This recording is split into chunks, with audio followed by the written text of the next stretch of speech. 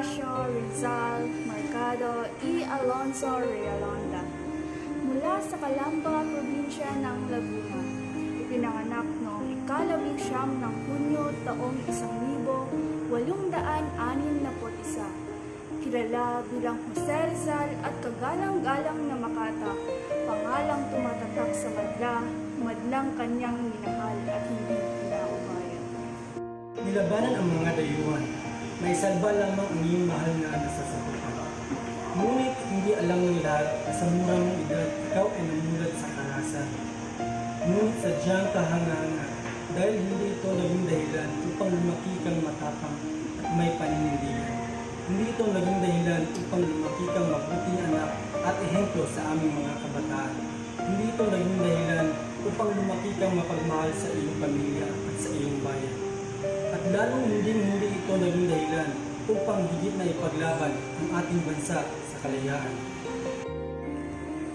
Ikaw ang dahilan upang makamit namin ang kalayaan. Subalit sa aming paglaya ay hindi mo man lang kami nasilayan. Ikaw ay isang mahusay na bayani. Ating bayan ay niligtas mo sa mga banyagang mapangkin. Hindi mo pinairal ang iyong pagiging makasarili. Mas pinili mo ang bayan kaysa sa iyong sarili. Nang sa gayon, makamit natin ang kasarilan na ating minimiti. Mula sa kamay ng mga Kastila ay naibaligtad natin ang bandila. Muling nanaig ang asul sa pula at tayo nanatiling nakatingala hanggat ang mga pang-aping mananakop ay maglaho na't mawala. Kailan may hindi bumalik ay nanatinig sa tapat na tagapaglingkod. Taglay mo ang kapangyarihan, pagiging magiging kahit karapat-dapat ng bayani kang ito.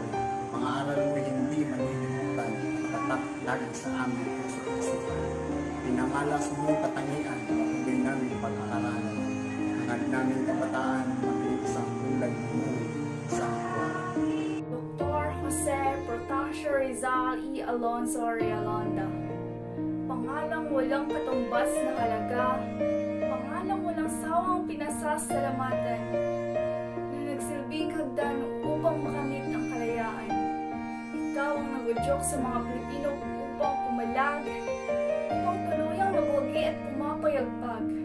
Ikaw ang simbolo ng aming kalayaan. Ikaw ang susi ng aming kapayapaan.